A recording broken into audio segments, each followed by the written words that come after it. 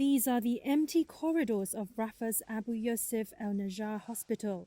It's located in an area of the southern Gazan city that has been designated by the Israeli army as a combat zone as part of its military operations there. Health officials said around 200 patients in that hospital were forced to evacuate to the west of the city after receiving calls warning them to leave. The hospital has had to stop services. Hamas said it was battling Israeli forces in the east of Rafah on Wednesday.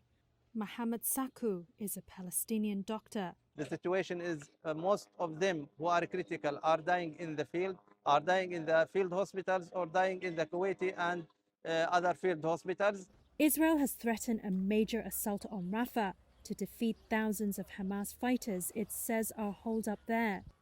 Western nations and the United Nations have warned a full-scale attack on the city would be a humanitarian catastrophe since more than 1 million people are sheltering there. Israel has told civilians in Rafah to go to an expanded humanitarian zone in al-Mawasi, some 12 miles away. But Palestinians like Ahmad Hubi, who lives in East Rafah, said there is no safe place in the Gaza Strip anymore. There is nowhere safe in Gaza. The shelling exposes their lies about the safe areas. There are no safe areas. Hundreds of thousands are now on the move again, trying to flee the city.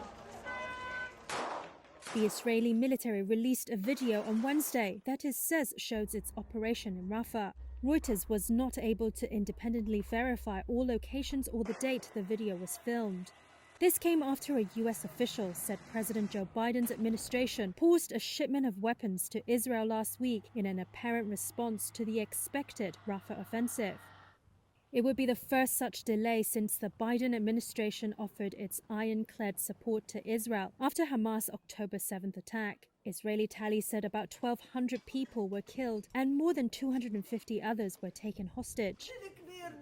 The Gaza Health Ministry says Israel's subsequent offensive has killed over 34,000 Palestinians, most of them civilians. It said on Wednesday that the Rafah border crossing between Gaza and Egypt was still closed after Israeli tanks pushed into the complex there the day before. It has cut off a vital aid route and the only exit for the evacuation of wounded patients. Israel said it was reopening the other crossing in southern Gaza, Kerem Shalom, through which most aid to Gaza has been delivered recently.